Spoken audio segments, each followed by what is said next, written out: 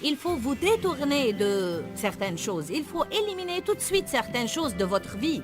Vous devez jeter certaines choses hors de chez vous. Par exemple, si l'ordinateur vous accroche à la pornographie et vous ne semblez pas pouvoir résister à la tentation, ne gardez donc pas Restez cet avec appareil nous chez dans vous. Jouissez de votre vie.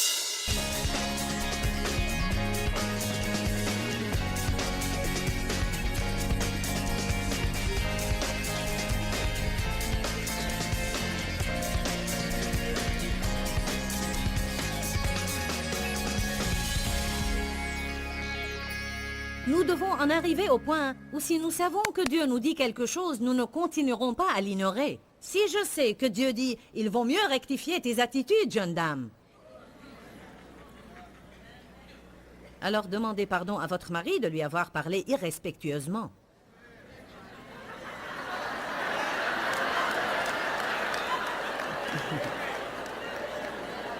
Certains d'entre vous hochent la tête dans cette direction. Ce n'est pas la bonne direction. Elle doit hocher comme ceci. Quand je prêche, ne restez pas là à faire cela. Ce n'est pas bon.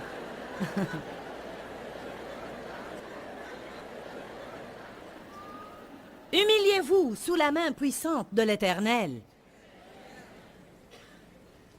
Cela fait partie de ce que nous lisions dans Jacques 4. Nous devons nous humilier pour rester dans la volonté de Dieu. Je pose ici la fondation que nous avons un ennemi, Satan. Nous sommes en guerre, il veut nous détruire, il veut ruiner le bon dessein que Dieu a pour notre vie. Nous avons autorité sur lui. Nous devons résister au diable, mais la seule façon d'y arriver, c'est de faire vraiment de notre mieux. Je répète ce que j'ai dit, nul n'est parfait, mais accomplissons de notre mieux ce que nous savons que Dieu nous demande de faire au moment présent, même si c'est quelque chose de pénible, dur ou quelque chose que nous ne voulons pas faire. Je suis sûre qu'il y a certains présents dans cette salle que Dieu adresse concernant leurs parents. Peut-être ne voyez-vous pas assez vos parents ou vous ne leur téléphonez pas. Je suis occupée. Eh bien, Dieu n'aborderait pas le sujet avec vous pour vous entendre dire « Je suis occupée ». Ce que vous voulez que les hommes fassent pour vous, faites-le de même pour eux. Ça peut vous paraître banal, mais vous coupez vos bénédictions. J'ai vécu longtemps pour savoir que quand Dieu me dit de faire quelque chose, c'est à mon avantage, et non seulement l'avantage de quelqu'un d'autre. Dieu nous dit de faire ou ne pas faire certaines choses dans notre intérêt, parce qu'il veut nous bénir, et que si nous faisons ce que Dieu nous dit de faire, nous serons toujours bénis. Alors on doit se soumettre à Dieu. On doit résister au diable, et il fuira loin de nous. Mais comment lui résister ?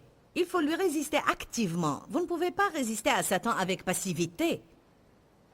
Il faut que vous le remettiez à sa place. Les souhaits et les regrets ne feront pas l'affaire. Si seulement le diable me laissait en paix. Et voilà une excuse que vous allez aimer. Si seulement je n'étais pas tenté sur ce point.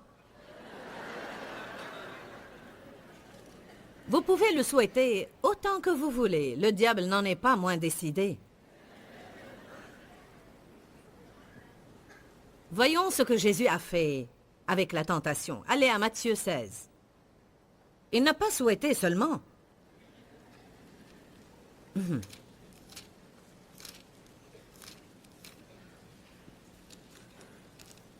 Un tel dirait, si seulement il n'y avait pas de pornographie sur Internet, alors je ne serais pas tenté de la regarder. Si je devais empoigner cette machine et la foutre à la poubelle quand elle représente une tentation, que dit la Bible? Si ton œil est une occasion de chute, arrache-le. Si ta main est une occasion de chute, coupe-la. Il ne parle pas d'amputer vos membres. Il dit, s'il y a quelque chose dans votre vie qui représente une tentation telle que vous ne pouvez pas lui résister et que ça va vous entraîner dans le péché, soyez alors violent avec. Parce qu'on ne résiste pas à Satan avec passivité. Le royaume des cieux est pris par la force, et ce sont les violents seulement qui s'en emparent, dit la Bible. Il faut être violent avec Satan. On ne peut pas dire tout simplement « Si seulement le diable me laissait en paix. Si seulement je ne sentais pas comme ça. Si seulement je pouvais ne pas te détester. Et je n'étais pas furieux contre toi. »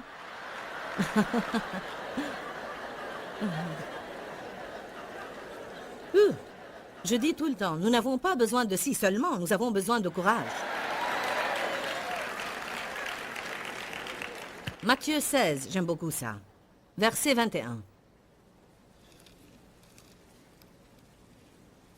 Dès lors, Jésus commença à faire connaître à ses disciples qu'il fallait qu'il aille à Jérusalem, qu'il souffre beaucoup de la part des anciens du grand prêtre et des scribes, qu'il soit mis à mort et qu'il ressuscite le 3e jour. Jésus leur disait, il est temps d'aller à Jérusalem. Nous arrivons à la fin de mon ministère sur terre. Je dois y aller souffrir et je vais mourir, mais le 3e jour je ressusciterai des morts. Imaginez un peu cette scène, verset 22. Pierre l'ayant pris à part, pour lui parler en privé, se mit à le reprendre et à le morigéner violemment, et dit, « À Dieu ne plaise, Seigneur, cela ne t'arrivera pas. » Alors, arrêtons-nous ici pour un instant pour poser quelques questions. Quelle personne censée reprendrait Jésus?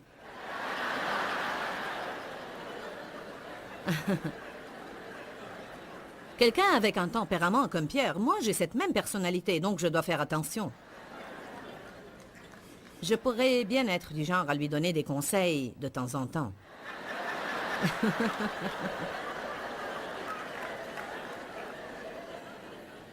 Pourquoi Pierre l'a-t-il fait?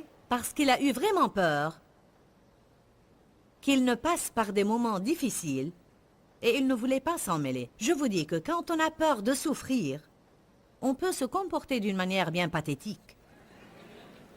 Même quand on craint que les choses n'aillent pas comme on veut, on se comporte assez lamentablement. Donc, Pierre accompagnait toujours Jésus.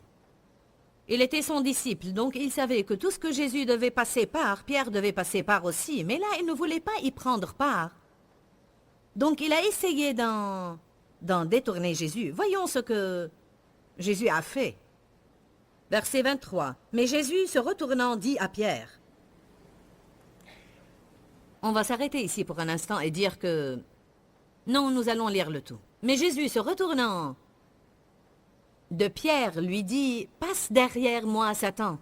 Tu es une occasion de chute, une offense, un obstacle et un piège, car tes pensées ne sont pas les pensées de Dieu, mais celles des hommes. » Ainsi, Jésus n'a pas perdu de temps à reconnaître que Pierre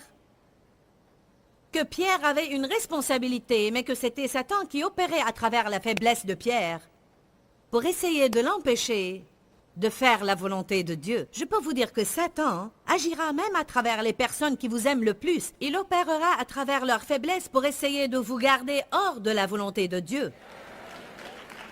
Vous devez apprendre à avoir affaire au diable et non pas rester furieux contre les gens. Amen. Je vous donne un petit exemple de ma propre vie. Quand mes enfants étaient encore tous à la maison et que je m'étais engagée sérieusement à Dieu et qu'il m'a appelé à prêcher, j'ai dû faire quelques rajustements dans ma vie. Je ne pouvais plus faire la même chose qu'auparavant parce que Dieu m'appelait maintenant à faire quelque chose de nouveau. Et bien que je sois toujours une bonne mère et une bonne épouse, je n'étais plus une mère normale et une épouse normale. Donc je devais passer beaucoup plus de temps avec Dieu. Je ne pouvais plus me lever tout simplement le matin et faire tout ce que j'avais à faire. Je devais me lever et passer du temps avec Dieu avant que nous commencions tous notre journée. J'ai passé par une période où j'avais l'impression que l'ennemi agissait constamment à travers ma famille pour m'empêcher de passer du temps avec Dieu. Il me faisait sentir coupable parce que je ne faisais pas toutes les choses qu'il voulait que je fasse pour eux. Et finalement, j'ai dû devenir presque violente dans mon attitude, non pas violente avec eux, mais violente dans mon attitude envers le diable, en disant « Je suis déterminée à prier et je vais passer ce temps-là avec Dieu. Je ne vais pas te permettre de m'accuser et je ne vais pas te permettre de me traîner hors d'ici pour faire un tas de corvées absurdes que n'importe qui peut faire. » Je disais à mes enfants « Vous pouvez mettre les céréales dans le bol vous-même. Je ne vais pas descendre pour vous mettre les céréales dans le bol et verser le lait sur vos céréales. Faites-le vous-même parce que maintenant j'ai besoin de prier. » Tu ne peux pas sortir de cette chambre. Tu es toujours dans cette chambre. Tu es toujours dans cette chambre. J'ai dit, je ne suis pas toujours dans la chambre. Je passe du temps dans la chambre parce que je suis censée passer du temps avec Dieu. Un jour, j'ai dit à l'un d'entre eux, vaut mieux me demander d'aller dans ma chambre plutôt que d'essayer de m'en sortir. Parce que tu m'aimeras bien plus si j'y passe du temps que si je ne le fais pas du tout. Donc, tu t'aideras toi-même si tu m'aides à passer du temps avec Dieu. Est-ce que j'ai raison? Qui parmi vous a fait l'expérience? Amen? Ce n'est pas qu'on ne veut pas donner un coup de main et qu'on ne veut pas aider les gens, mais je dis seulement qu'on doit se rendre compte que l'ennemi utilisera n'importe quoi. N'importe quoi pour vous empêcher de passer du temps avec Dieu. Il utilisera le téléphone, il utilisera la sonnette, il utilisera votre famille. Ce n'est pas que vous ne voulez pas donner un coup de main, mais vous devez avoir du temps avec Dieu, sinon vous n'allez jamais pouvoir combattre le diable. Alors, la première chose que Jésus a faite était de se rendre compte que ce n'était pas vraiment Pierre, mais Satan. Et il s'est détourné de Pierre. J'aime beaucoup cela. Qu'est-ce que ça nous dit en réalité? La première chose que Jésus a faite, c'était de se détourner de Pierre. Qu'est-ce que cela veut dire? Qu'il s'est détourné de la tentation. C'est une excellente instruction. On pourrait s'arrêter sur ce point et y prêcher toute la nuit. Il y en a qui doivent juste tourner le dos à certaines choses. Amen. J'ai entendu un prédicateur l'autre soir qui disait quand cette belle femme qui porte une jupe de toute manière trop courte entre au bureau et vous sentez la tentation, sortez tout de suite votre écran protecteur. Il a dit, faites demi-tour et éloignez-vous d'elle. Et parfois, vous le savez bien, le si seulement ne fera pas l'affaire, alors il faut fuir certaines choses. Il faut vous détourner de certaines choses. Il faut éliminer tout de suite certaines choses de votre vie. Vous devez jeter certaines choses hors de chez vous. Par exemple, si l'ordinateur vous accroche à la pornographie et vous ne semblez pas pouvoir résister à la tentation, ne gardez donc pas cet appareil chez vous. Faites ce que vous devez faire. Si vous ne pouvez pas vous contrôler et vous allez vous asseoir et regarder des trucs indécents à la télé et de la nudité et ces choses qui vont vous traîner dans la fosse, foutez donc cet appareil hors de chez vous. Vous devez devenir violent avec ces choses-là. Nous avons installé un gardien télé sur la nôtre. Ainsi, on n'entend pas les obscénités. On a bloqué les canaux de notre télé qu'on sait ne sont pas corrects parce que je ne veux même pas zapper à travers. Je ne veux même pas y toucher. Amen. Il y a des choses que les gens pourraient faire s'ils se dégageaient de l'esprit de passivité en eux, et ça les aiderait à résister la tentation que Satan veut vous apporter. Mais vous devez faire votre part. Ne dites pas si seulement ce truc n'était pas là. Allez maintenant. Je prêche bien en tout cas.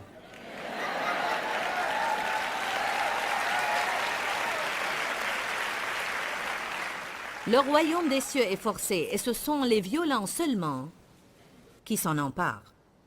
Les violents, dans la langue grecque, ça veut dire les énergiques, s'en emparent de force. Vous devez devenir plus violent avec le diable si vous voulez la victoire dans votre vie. Alors Jésus a dit à Pierre, « Arrière de moi, Satan. Tu es pour moi une offense, un obstacle et un piège, et tu essaies de me garder hors de la volonté de Dieu. » J'ai entendu l'histoire d'une dame qui avait un petit problème de shopping. Elle achetait trop de vêtements. Son mari lui a demandé de ne plus acheter des vêtements. En fait, il lui a presque dit de ne plus en acheter du tout.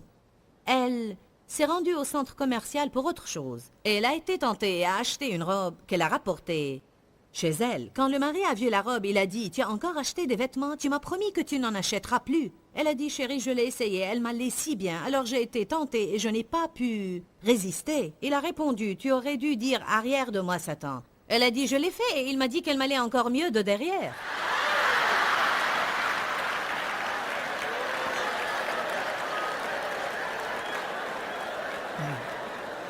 Ainsi, si vous réprimez le diable et dites « Arrière de moi, Satan » et il vous lance un autre mensonge, vous devez contrôler celui-là aussi.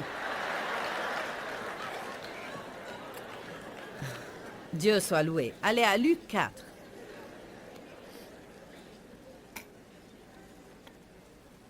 Je suis infiniment contente qu'on puisse s'amuser à l'église.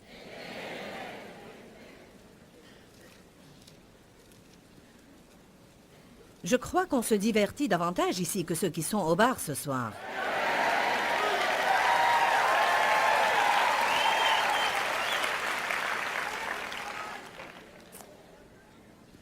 Luc chapitre 4, verset 1. Jésus rempli du Saint-Esprit et sous son contrôle revint du Jourdain et il fut conduit par l'Esprit Saint dans le désert.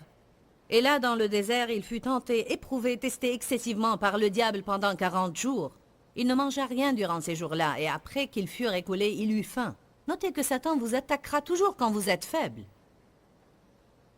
Verset 3, le diable lui dit, le diable nous parle. Comment nous parle-t-il? Il met des pensées dans notre esprit. Ou même, il nous lance des différents sentiments. Le diable vous lance non seulement des pensées, mais aussi des sentiments, à vous et à moi. Luc 4, 3, le diable lui dit, « Si tu es fils de Dieu, je veux faire une petite note d'intérêt ici. Remarquez que ce que Satan a essayé d'attaquer en premier, c'était l'identité de Jésus. Pour qui tu te prends? Amen. Je vous le dis, s'il y a une chose que le diable essaye d'attaquer, c'est notre identité. Pour qui vous vous prenez? Vous n'êtes rien. Vous n'êtes personne. Si vous croyez que vous allez être quelqu'un d'important, vous vous trompez. Il a dit à Jésus, « Si tu es fils de Dieu, ordonne à cette pierre qu'elle devienne du pain. » Autrement dit, prouve-le. Beaucoup de gens vivent une vie misérable, bidon et contrefaite parce que le diable leur fait penser qu'ils doivent se prouver à tout le monde.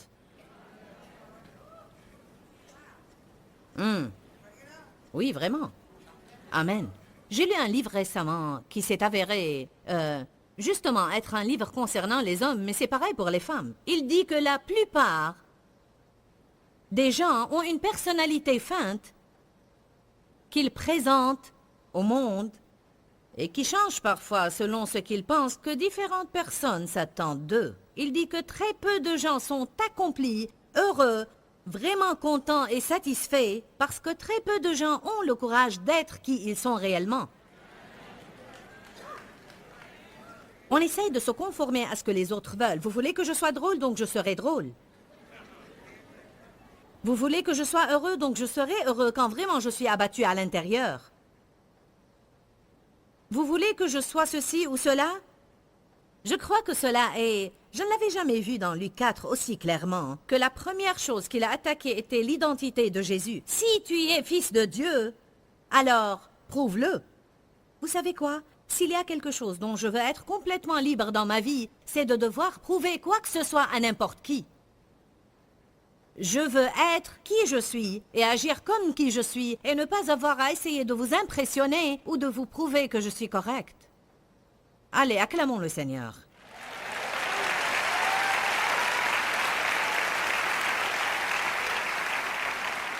Jésus n'en était pas troublé pour le moins parce qu'il savait bien qui il était. Quand tu sais qui tu es, tu n'as rien à prouver. Pour cela, Jésus n'a jamais argumenté. Alors, Jésus lui répondit, « Il est écrit, l'homme ne vivra pas de pain seulement, mais de toute parole qui sort de la bouche de Dieu. » C'est une autre leçon entière en soi. Et je n'ose pas m'y engager trop profondément, mais Jésus avait appris sa leçon que la seule chose dont il a besoin, c'est son Père céleste. Il pouvait se passer de pain naturel, ce qui représente les choses matérielles pour nous. Il pouvait se passer des choses naturelles, mais il ne pouvait pas se passer de Dieu. Et il dit, j'ai appris que l'homme ne vit pas de pain seulement, mais de la parole de Dieu, de la présence de Dieu dans nos vies. On doit apprendre quelque chose. J'ai mis cela sur le rétroprojecteur pour que vous le voyez ce soir. Dieu m'a révélé cela il y a des années. Et je m'en suis souvenu récemment et je crois que c'est quelque chose de puissant à concevoir. Tout ce que vous devez avoir en plus de Dieu pour être satisfait, le diable s'en servira contre vous. N'importe quoi en plus de Dieu que vous devez avoir pour être satisfait est quelque chose que le diable peut utiliser contre vous. Amen. Si vous êtes célibataire et vous dites « Je ne peux pas être heureuse à moins de me marier », c'est une porte ouverte à l'ennemi pour vous attaquer. Vous devez arriver au point où vous dites « Je voudrais bien me marier, mais je peux être heureuse avec Dieu parce qu'il est la seule chose que je dois avoir pour être heureuse. » J'aimerais bien avoir certaines de ces autres choses, mais je peux m'en passer s'il le faut, mais je ne peux pas me passer de Dieu. Combien de vous comprennent cela? Tout ce que vous devez avoir en plus de Dieu pour être satisfait est une porte ouverte que l'ennemi va utiliser. Si je dois avoir cette grande promotion au travail, sinon je ne pourrai pas être heureuse. Donc tout ce que l'ennemi doit faire, c'est m'empêcher de recevoir cette promotion. Ou mieux encore, me la donner quand je ne suis pas vraiment censé l'avoir, et puis me regarder vivre sous la tension qu'elle me cause. Parfois, les gens combinent pour recevoir une chose qu'ils ne sont pas supposés avoir et qu'ils ne sont pas loin pour gérer, et ça les rend misérables. Combien de gens ont combattu et ont recherché Quelques promotions au travail ou un niveau d'autorité quelconque qui n'était pas vraiment leur don ou la volonté de Dieu pour eux. Et quand ils l'ont obtenu, ils se sont retrouvés misérables sous la tension qu'elle leur cause parce qu'ils le font sans l'onction de Dieu. Je ne veux rien avoir que Dieu ne me donne pas, parce que si je l'obtiens par moi-même, je dois le maintenir par moi-même aussi. Et je ne veux pas de cette pression dans ma vie. Je ferai seulement ce que je suis censé faire, plutôt que faire quelque chose juste pour impressionner les gens, pour qu'ils pensent bien de moi, alors que je me défais à l'intérieur. J'ai l'impression que je parle à certains ce soir. Tout ce que vous devez avoir en plus de Dieu pour être satisfait, le diable s'en servira contre vous. Je veux que vous remarquiez que quand le diable a dit quelque chose à Jésus, Jésus lui a répondu. Il a répondu au diable. Quand Satan a essayé de l'attaquer à travers Pierre, comme il est noté dans Matthieu 16, il lui a dit « Arrière de moi, Satan ». Alors il a ouvert la bouche et il a dit quelque chose, et je n'imagine pas que c'était faible et mou. « Arrière de moi, Satan ». Je suis sûre qu'il était très ferme. « Arrière de moi, Satan ! Tu mets un scandale, tu es un obstacle dans mon chemin, et je vais faire la volonté de Dieu. Vous savez quoi? Il y a un temps où vous allez devoir parler au diable à haute voix dans votre propre maison, comme quand vous êtes chez vous tout seul et il attaque votre esprit et il attaque vos sentiments. Supposons que vous êtes un homme et vous passez par l'épicerie pour prendre quelque chose pour votre femme en rentrant. Vous vous tenez là et il y a tous ces magazines obscènes au comptoir de la caisse. Vous passez par le comptoir de la caisse avec votre lait et votre pain. Vous regardez et Satan s'en sert directement pour vous lancer une soudaine tentation. Vous pouvez vous tenir là. Et la première chose que je ferai, ce que je fais souvent, c'est de tendre la main, prendre le magazine et le retourner. Je les retourne dans les magasins. Ils peuvent les retourner dans l'autre sens, mais je les retourne à nouveau. Parce qu'ainsi, j'évite à quelqu'un de devoir les regarder. Amen.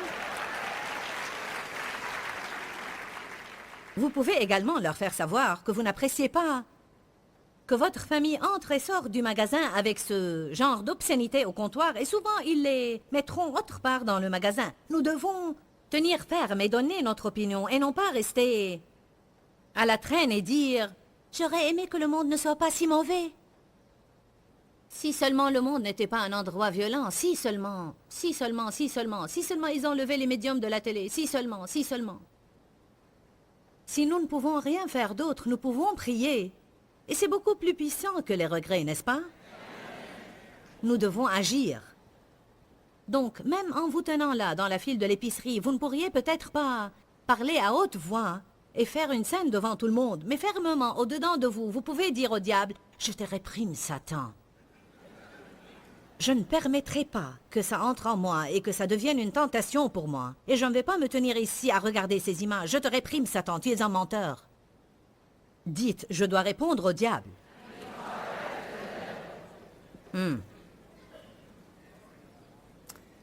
Luc 4, 5. Le diable l'ayant élevé sur une haute montagne lui montra en un instant, en un clin d'œil, tous les royaumes de la terre.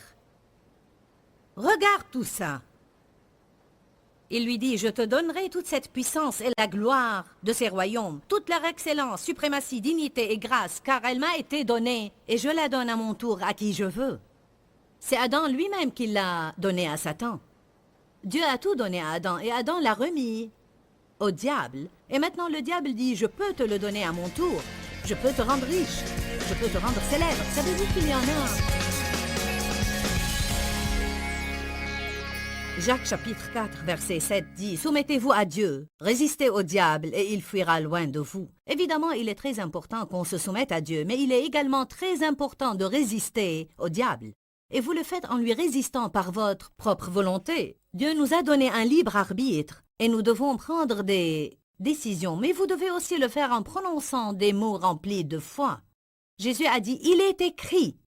Il cite les Écritures à l'ennemi. C'est une façon de lui résister et de le faire fuir. Jésus lui a aussi parlé et lui a dit « Arrière de moi, Satan ». Nous pouvons aussi parler à l'ennemi au nom de Jésus-Christ et dire « Arrière de moi, Satan ». Je veux que vous soyez libres. Je veux que vous ayez la liberté dans votre vie et je veux que vous compreniez que vous ne devez pas vous soumettre à toute tentation qui survient. Vous pouvez résister au diable et il fuira. Je crois que Dieu a des bénédictions pour vous que vous allez manquer. Si vous n'apprenez pas à reconnaître l'activité et la tactique de Satan et agressivement lui résister. C'est très important pour moi que vous ayez la parole de Dieu dans votre vie.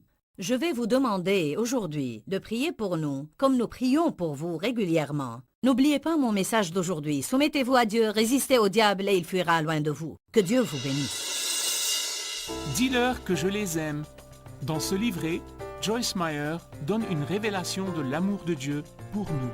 Pour obtenir ce livret gratuitement, écrivez-nous à Joyce Meyer, boîte postale 40095-6300 Larnaca, Chypre. Ou bien visitez notre site web www.joycemeyer.org/fr.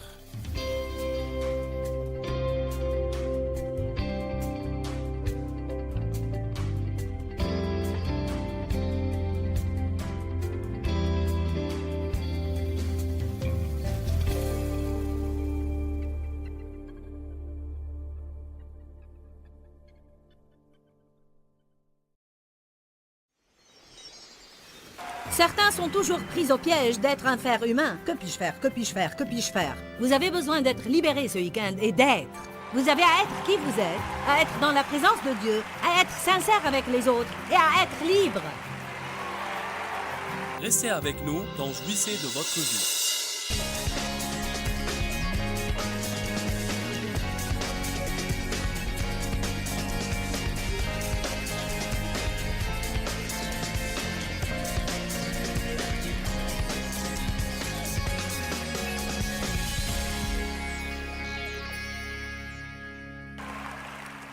On peut parler de la liberté de la peur, de plein de choses dont on peut être libéré.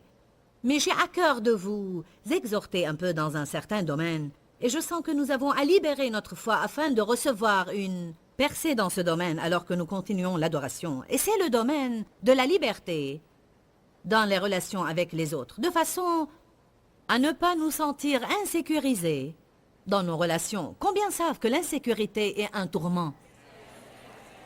Vous ne m'avez pas entendu, j'ai dit l'insécurité est un tourment.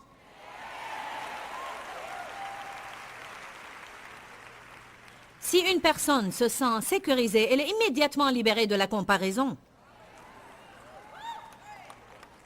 Si vous savez qui vous êtes en Christ, si vous croyez que vous êtes guidé par le Saint-Esprit pour votre vie, parce que Dieu a un plan individuel pour chacun de nous, je veux que vous m'écoutiez parce que quelqu'un a besoin de cela ce soir. Alors vous n'aurez à vous comparer à aucune autre personne. Ni comparer votre vie de prière, ni la façon dont vous étudiez la Bible, ni votre apparence, ni votre métier, ni si vous êtes allé à l'université ou non.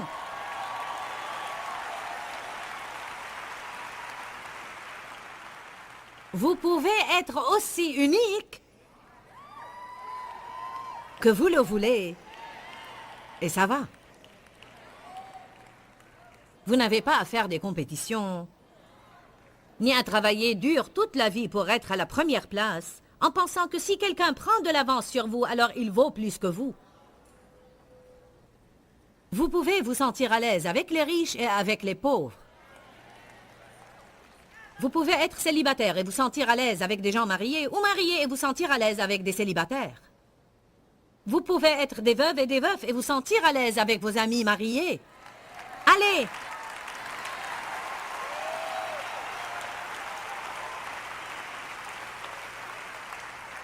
Vous pouvez être le concierge d'une entreprise et vous sentir à l'aise en parlant au président.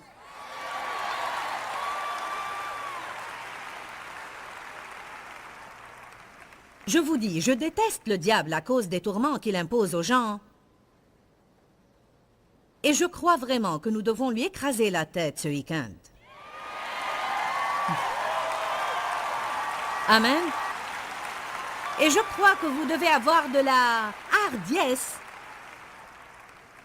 Et vous devez commencer à aimer votre personne beaucoup plus. Et je crois que ce soir, vous devez vous libérer de toutes les craintes que vous avez à propos de vous-même. J'ai dit, vous devez vous libérer de toutes les craintes que vous avez à propos de vous-même.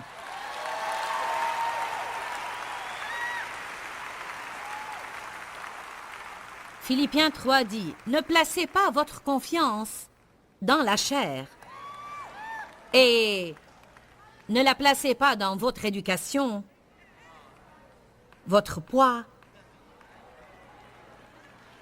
votre apparence, qui vous connaissez et qui vous ne connaissez pas, dans quel côté de la ville vous vivez, quel genre de voiture vous conduisez. Le don que vous avez, le don spirituel que vous avez.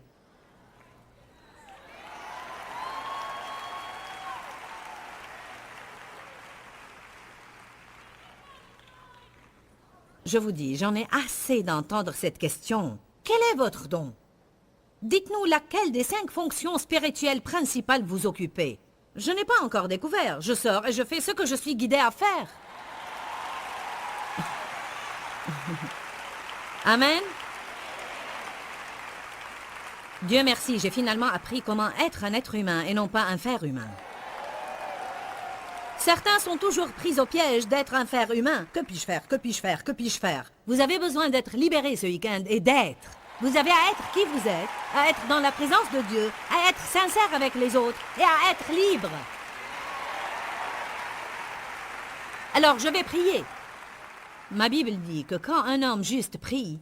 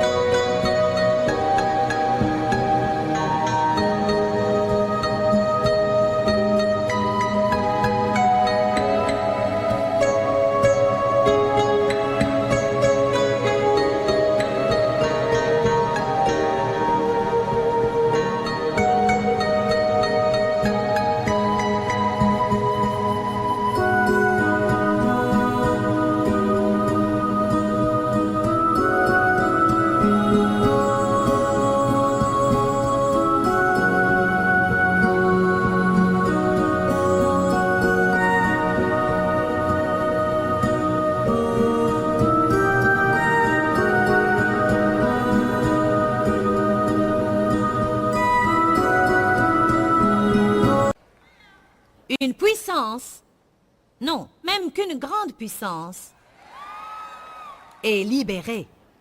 Je ne peux pas faire votre part. Je peux faire ma part, et le Seigneur fera sa part. Cela est garanti. Et votre part est de croire et de recevoir. Croire et recevoir.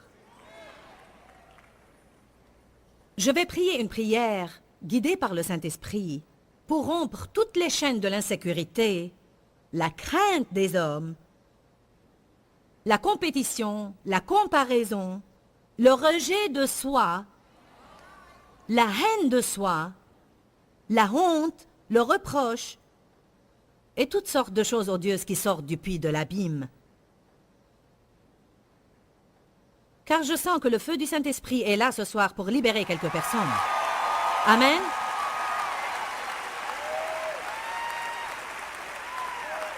Oui. Peut-être qu'il y a des personnes parmi vous ce soir qui sont physiquement malades, mais je vais vous dire quelque chose. Il y a des maladies de l'âme qui sont pires que toute maladie qui pourrait atteindre votre corps. Jésus veut guérir ceux qui ont les cœurs brisés. Père, nous venons à toi dans le nom de Jésus. Dites tous Jésus. Non, dites-le comme l'aveugle Bartimée l'a dit.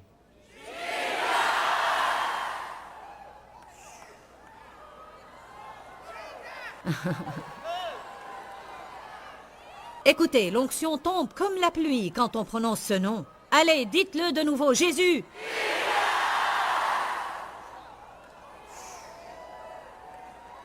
Vous ne pouvez pas acheter cela d'aucun centre commercial en ville. Dans ton saint nom, tout comme David a confronté Goliath, nous confrontons la puissance de l'ennemi ce soir. Et avec toute hardiesse et dans ton nom, nous disons à Satan et à ses démons, qui êtes-vous pour oser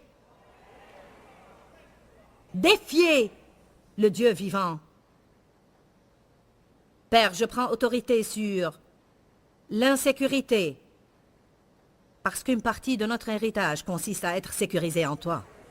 Tu as dit, toute arme forgée contre nous sera sans effet, et toute langue qui s'élèvera en justice contre nous. Je prends autorité sur la crainte du jugement des hommes, la crainte de la critique de l'homme, la crainte d'être rejeté. Je prends autorité sur la honte qui s'est enracinée dans les personnes à cause des choses qui lui sont arrivées dans le passé. Ils ont honte de qui ils sont et ils ne vivent pas selon la réalité de la nouvelle créature qu'ils sont. Je prends autorité sur la comparaison, la compétition, le rejet de soi, la haine de soi, et toutes les craintes et les chaînes que les personnes ont dans leurs relations. Seigneur, je veux que les gens soient libres. Libres. Je ne veux pas juste chanter des louanges sur la liberté. Je veux que nous soyons libres. Je veux que nous expérimentions ta liberté. Et je crois que nous devons l'avoir dans les relations. Que les personnes jouissent de la liberté dans les relations. Je réclame une liberté dans les relations ce soir. Dans le nom de Jésus, soyez guéris. Merci Seigneur pour ta puissance. Allez, allez, libérez votre foi et recevez la liberté. Tendez le bras et saisissez-la et dites, c'est pour moi. Elle est mienne, je la reçois. Ouh, gloire. Nous élevons ton nom, Seigneur éternel. Merci pour la sécurité que nous avons en toi. Maintenant, dites tous, je suis confiant. Ma confiance est en Christ. Je ne crains pas les hommes. Je ne crains pas leurs opinions, leurs jugements ou leurs critiques. Je suis libre. Je ne me compare à personne. Je n'ai pas à rivaliser pour être à la première place.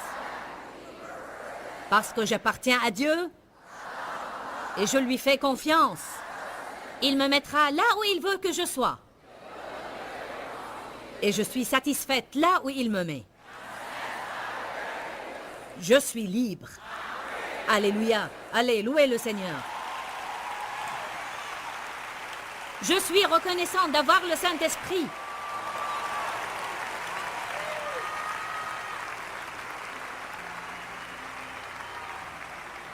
Je suis reconnaissante que le Saint-Esprit soit venu pour demeurer en nous et grâce à cela, nous pouvons savoir que Dieu est notre Père. Merci pour la puissance du Saint-Esprit. Saluez quelqu'un à côté de vous et asseyez-vous.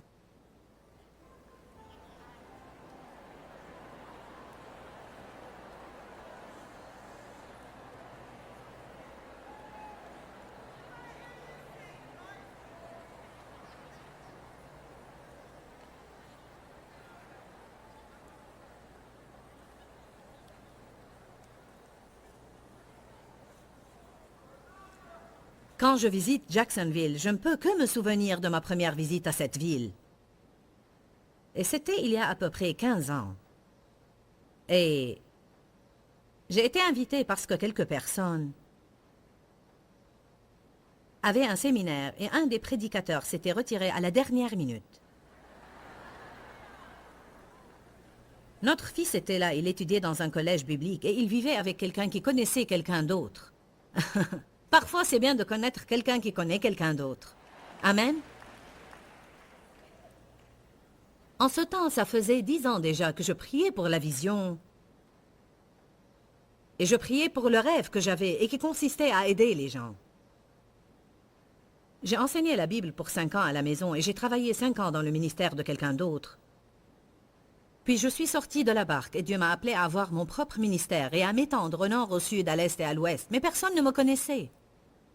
Je ne savais pas qui ou comment quelqu'un pourrait m'inviter quelque part. Et j'ai été invitée à cette conférence-là. Et ensuite, j'ai été invitée à prêcher dans une église pendant que j'étais là. Et en fait, le pasteur de cette église est à Maine maintenant. Mais il était le pasteur là, le pasteur Ron Duran. Quel était le nom de l'église que vous aviez ici? Spring Park Church. Combien de personnes étaient présentes le jour où j'ai prêché? 200 ou 300. Mais en fait, j'ai été invitée ici pour participer à une conférence sous le nom « Les femmes de Jacksonville pour Jésus ». Je ne sais pas si vous faites toujours ces conférences, mais je vous dis, vous ne savez pas combien j'ai eu peur ce soir-là.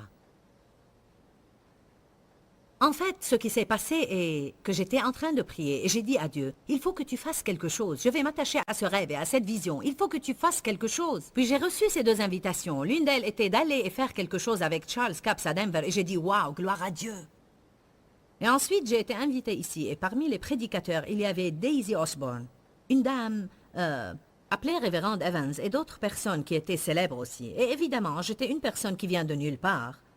Mais tout à coup, j'ai pensé que je vais avoir l'opportunité de prêcher avec ces gens célèbres. Alors, je suis allée à Denver, et Charles Capps a eu un imprévu et n'a pas pu venir. J'étais donc la seule à prêcher, et très peu sont venus me voir. Alors, le temps que j'arrive ici, ma foi était faible. J'avais déjà peur quand j'étais allée à Denver, mais j'avais vraiment peur quand je suis arrivée ici, car j'avais vécu une mauvaise expérience là-bas. Je vous le dis.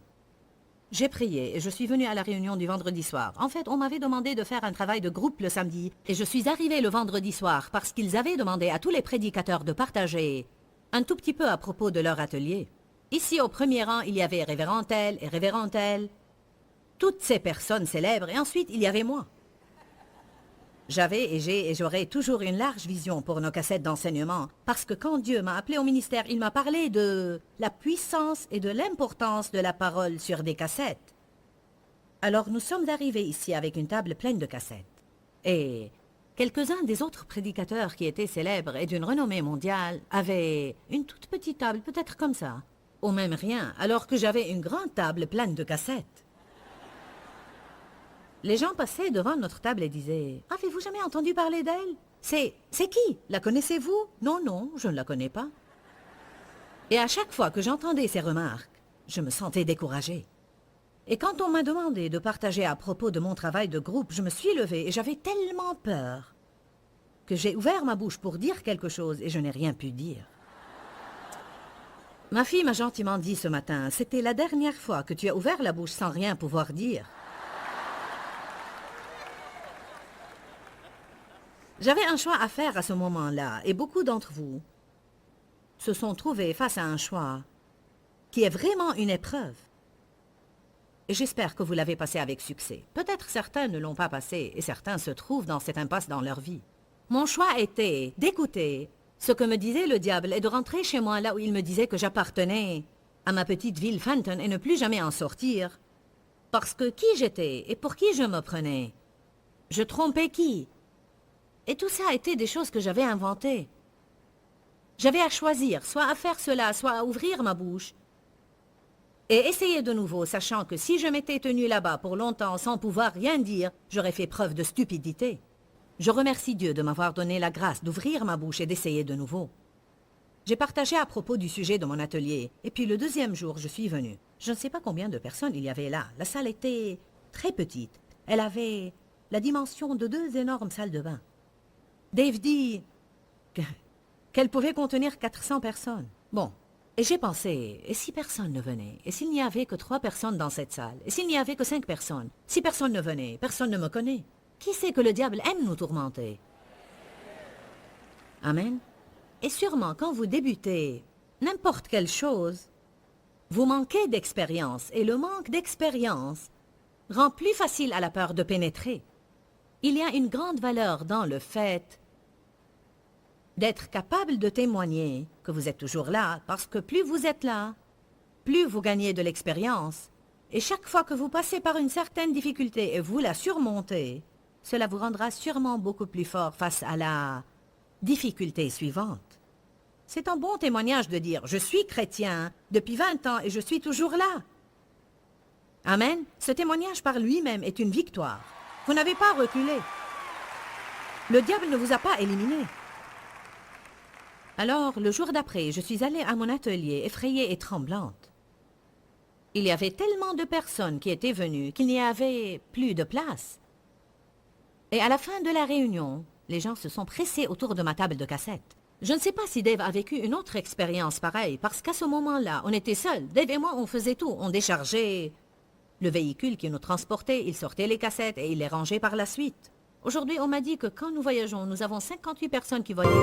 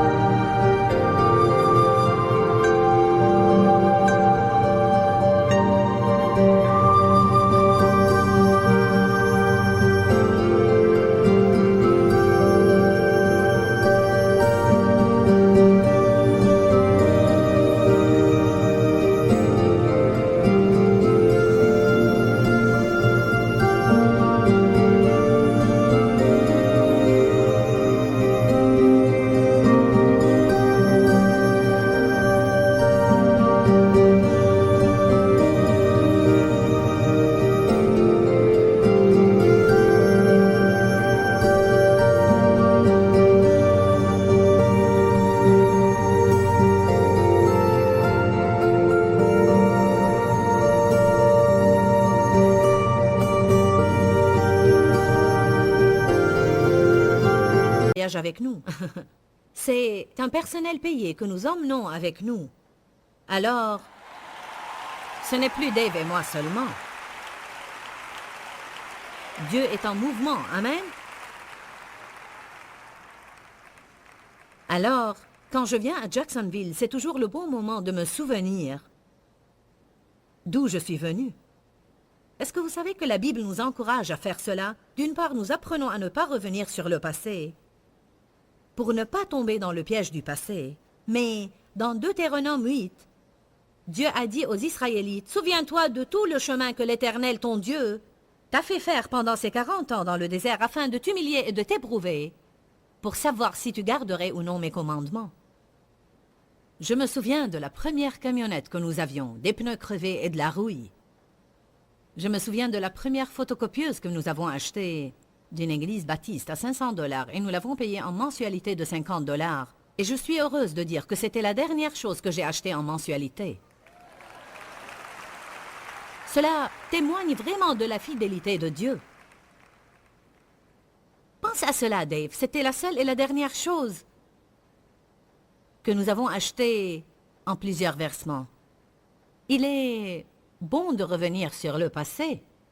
Je me souviens de cette petite église où je suis allée une fois et où il y avait peut-être 50 personnes et j'ai senti que je faisais des funérailles plutôt qu'une réunion à l'église. Je n'ai jamais vu des personnes à l'allure aussi sombre, triste et à moitié morte dans toute ma vie. Parfois, je m'énerve face à des situations pareilles. Dieu merci, je ne me trouve plus vraiment dans de telles situations, mais je me souviens que j'ai enlevé ma veste, j'ai retroussé mes manches et j'ai pensé « Diable, tu ne vas pas me vaincre ». J'ai vécu des moments embarrassants. Une église a planifié une célébration. Souvent, les gens pensent que s'ils invitent quelqu'un... En ce temps-là, je passais seulement à la radio. Et bien entendu, les gens pensaient que j'étais une star. Et ils ne savaient pas que chaque personne qui avait les moyens de payer passait à la radio. C'est pourquoi... Vous entendez dire une grande variété de choses. En fait, toute personne qui possédait de l'argent à l'époque pouvait passer à la radio et dire tout ce qu'elle voulait. Sauf si la station était assez stricte pour garder les choses pures. Et la plupart d'entre elles le sont, Dieu merci pour cela. Ils ont cru qu'ils allaient recevoir quelqu'un de célèbre. Alors, ils ont planifié une célébration. Ils ont invité le personnel, d'autres pasteurs de la ville. Et nous étions censés y participer. La seule mauvaise chose était... qu'ils ont préparé toutes ces chaises, et 6 personnes seulement sont venues à la fête. J'ai vécu beaucoup de tels moments embarrassants. Et vous savez quoi, dans ce processus, vous apprenez à vous humilier sous la main puissante de Dieu, afin qu'il vous élève au temps convenable. Allez.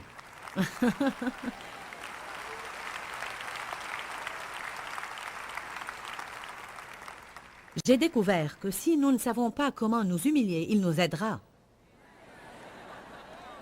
Alors j'ai vécu plusieurs expériences humiliantes dans ma vie jusqu'à ce que j'en suis arrivée à un point où j'étais tellement humiliée que si je me tenais devant une foule de milliers de personnes, je ne serais pas fière de moi-même parce que je sais bien et sans aucun doute que Dieu se sert de ce que le monde considère comme une folie pour confondre les sages.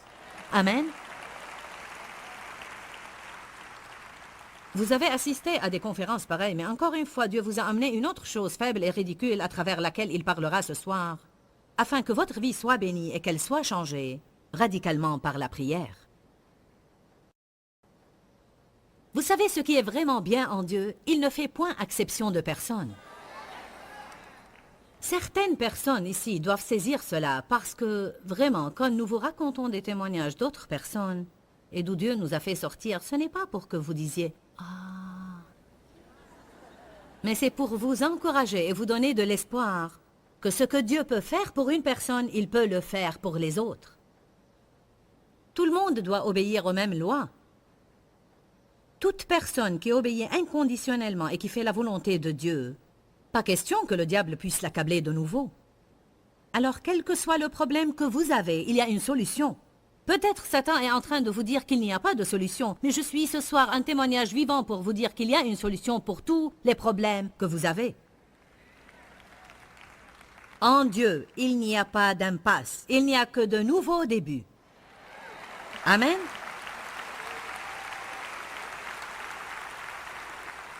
Et vous savez quoi? Dans l'avenir que Dieu vous a préparé, il n'y a pas de place pour l'échec du passé.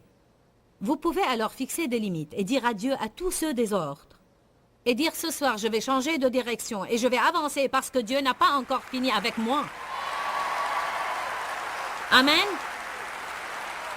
Alléluia. Vous savez, l'onction de Dieu est la chose la plus précieuse que nous avons. L'onction. J'étais chrétienne pour des années et je ne savais rien à propos de l'onction. Un mot inconnu. Je ne savais pas qu'elle m'était disponible. Et c'est vraiment triste quand les gens passent toute leur vie à l'église sans savoir ce qu'est l'onction. Le mot onction signifie être couvert complètement d'eux. Nous sommes moins par le Saint-Esprit. N'est-ce pas magnifique de penser que nous sommes entièrement couverts et frictionnés par la puissance du Saint-Esprit? Je crois en la puissance de la parole de Dieu. Elle a changé toute ma vie. Je sais que Dieu ne fait point exception de personne, et ce qu'il a fait pour moi, il peut le faire pour vous.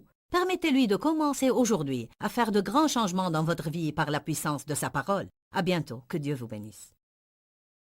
Pourquoi Seigneur, pourquoi? Dans ce livret, Joyce Meyer nous enseigne à travers la parole comment être délivré de la confusion. Pour obtenir ce livret gratuitement, écrivez-nous à Joyce Meyer, boîte postale 40095-6300 Larnaca, Chypre. Ou bien visitez notre site web www.joycemeyer.com. me.org/fr.